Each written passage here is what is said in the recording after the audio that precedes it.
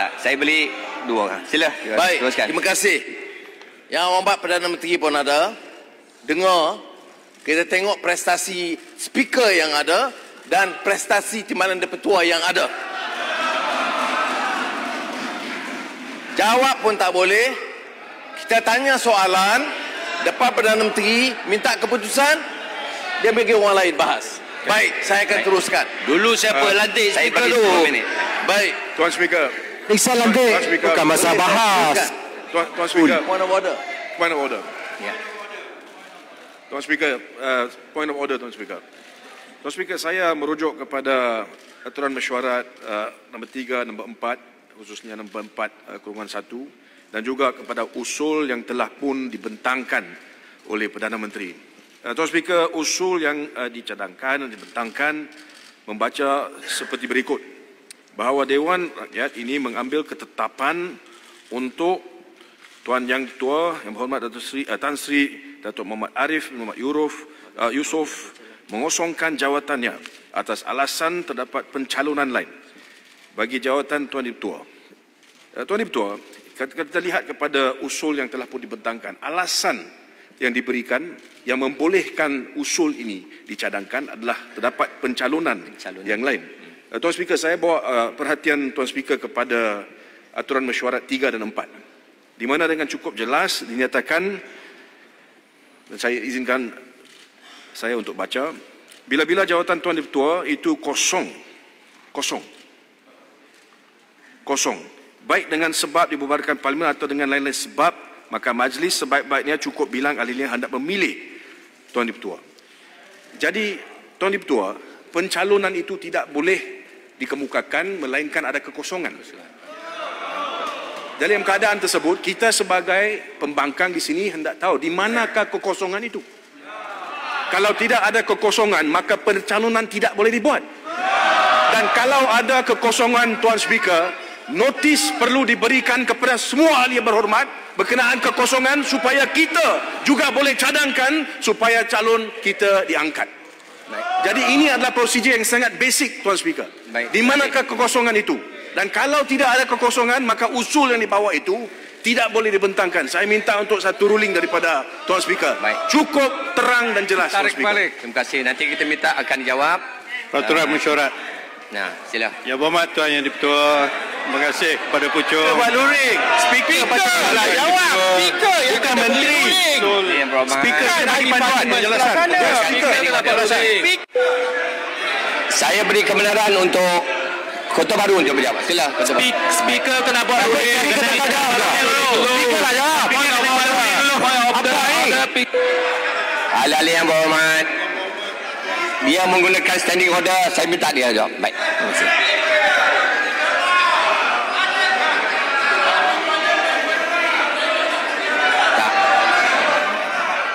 Duduklah. Tuan Samad. Yang Berhormat Tuan Yang Dipertua. Dia macam mana ni? Who's running the house? Siapa yang mempengerusikan? Yang Berhormat Tuan Yang Dipertua. Saya yang keluar eksekutif. Yang Berhormat Tuan Yang Dipertua. Eksekutif. Kerana saya ingin menjelaskan kepada Dewan Yang Berhormat Tuan Yang Dipertua. Pada 26 hari bulan Jun. Pada 26 hari bulan Jun tahun 2020, Speaker yang jawab, Perdana Menteri telah melaksanakan satu usul. Speaker yang kena jawab, eksekutif jawab. Baik. Shah Alam sila duduk. Saya kata, saya memperkesikan oleh kerana dia menunjukkan standing order, saya minta supaya Kota Baru untuk menjawab. Sila. Tak boleh. Yang Berhormat Tuan Yang Dipertua. Usul ini telah dibentangkan oleh Yang Berhormat Perdana Menteri, diterima oleh Yang Berhormat. Usul ini telah diterima oleh Yang Berhormat Speaker, bukan Timbalan Speaker. Sebagai satu usul yang mengikut peraturan.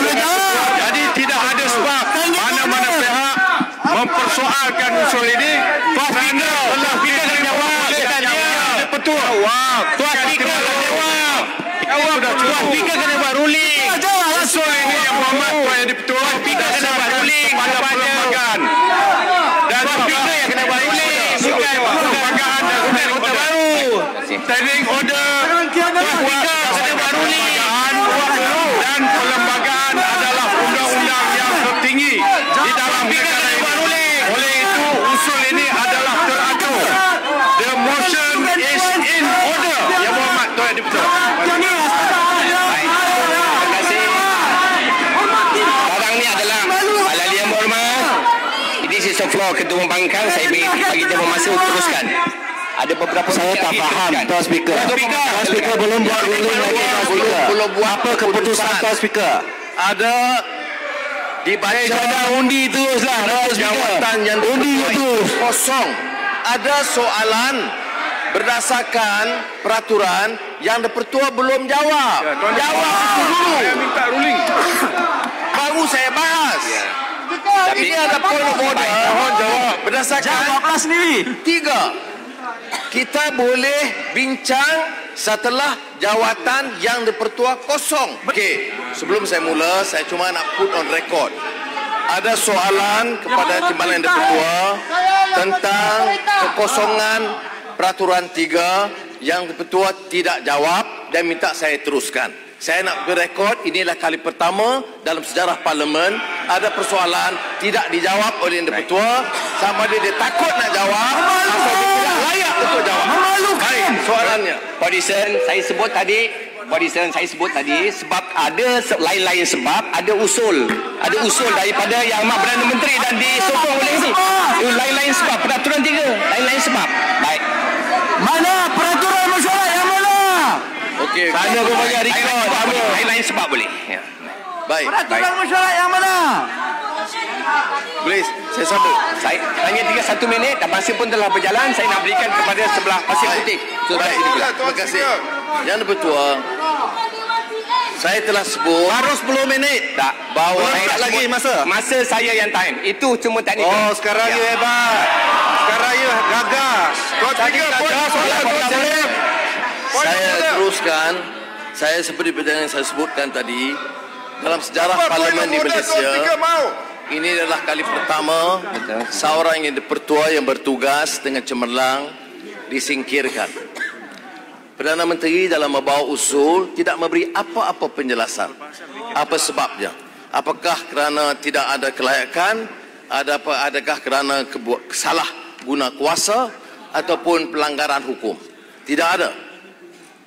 Jadi oleh demikian, saya nak jelaskan dalam sejarah kita, kalau berlaku dulu sama ada setelah pembubaran Parlimen ataupun dalam kes Tan Sri Ahmad Kamil tahun 1977 atau Tun Syed Nasir 1982 bila speaker meninggal dunia masa sidang Parlimen.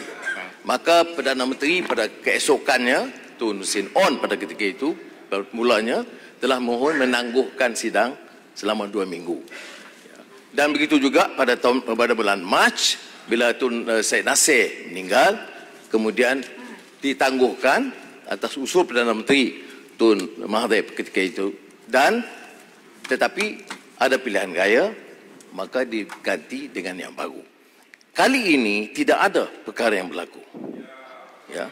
Dan oleh demikian kita nak bagi tahu, bagi pendapat saya yang Pertua, Tan Sri Arif telah menjalankan tugas dengan cemerlang. Dalam sejarah Parlimen, dia bentuk select committees yang belum pernah dilakukan sebelumnya. Caucus Parlimen mengenai governance dan memberikan ruang beberapa perubahan yang sedang diteruskan. Jadi bila ada usul daripada Perdana Menteri, kemudian tidak memberikan penjelasan dan minta kita putuskan begitu saja, jangan kira soal parti lah. Kalau bagi penjelasan yang kuat, kita boleh pertimbangkan. Saya percaya di Parlimen belah sana yang pernah serve dalam select committees, yang pernah serve dan berjumpa Tan Sri Speaker, tahu dalam beberapa kes, dia mengambil keputusan yang sangat profesional. Ya, saya bagi beberapa pandangan yang dia tidak bersetuju berdasarkan tafsiran beliau tentang perlembagaan dan peraturan mesyuarat. Jadi untuk itu, saya mohon pertimbangan Yang Amat Perdana Menteri, jangan melakukan kesilapan ini. Kerana ini bagi pendapat kami, ia mencemarkan kemuliaan Dewan yang mulia ini. Ya.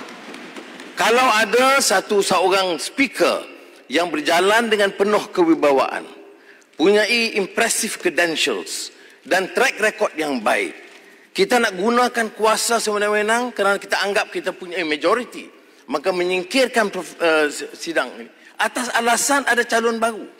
Saya nak bagi tahu, setelah 3 bulan kata speaker yang baru datang, kemudian atas alasan calon baru tukar lagi. Alasan itu sangat tidak munasabah. Alasan ada calon baru yang dipilih oleh Perdana Menteri sangat tidak munasabah. Jadi saya nak tekankan, Perdana Menteri, kita boleh pertimbangkan jika Perdana Menteri mengemukakan alasan yang kukuh mengapa seorang speaker yang menjalankan tugas dengan baik dan cemerlang mau digugurkan, dan ini mau digugurkan tanpa sebarang alasan. Saudara, apa conscience kita sebagai ahli parlimen? Termasuk timbalan Yang di-Pertua yang biasa bekerja dengan Yang di-Pertua. Apa conscience kita? Di mana salah dia? Mau diaibkan begitu rupa? Di mana kesalahan dia yang menyebabkan dianggap salah untuk meneruskan tugas ini? Jadi saya harap rakan-rakan ahli parlimen dalam hal ini, kerana dia tidak akan menjejaskan kedudukan dan kekuatan Kerajaan Perikatan Nasional, tetapi saya harap betul-betul terkeluar daripada pertimbangan peribadi atau parti. Saya tidak fikir munasabah untuk ahli parlimen menggunakan kuasa mereka memecat seorang speaker Dewan Rakyat yang begini cemerlang.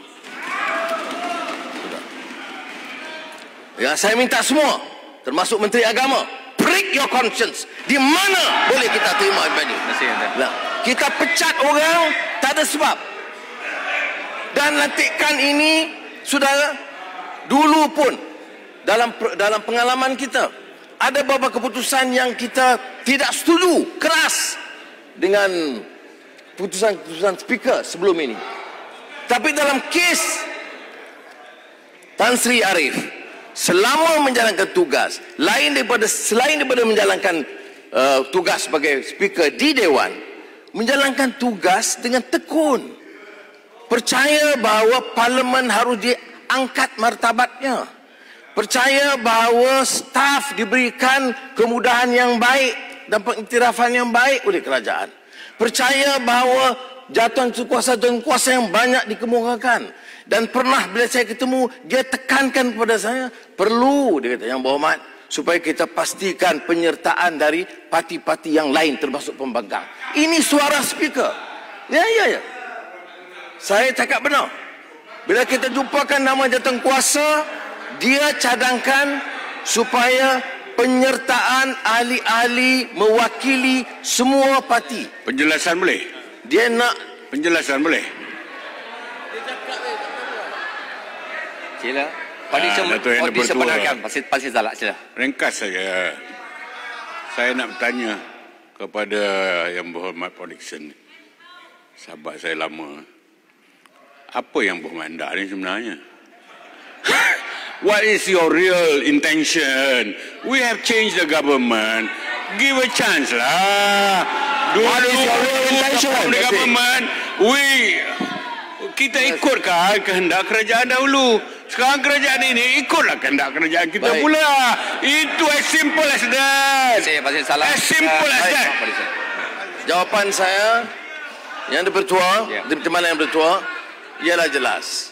Saya nak tanya, mengapa seorang speaker yang ada kewibawaan dan rekod yang cemerlang mau disingkir tanpa sebarang alasan?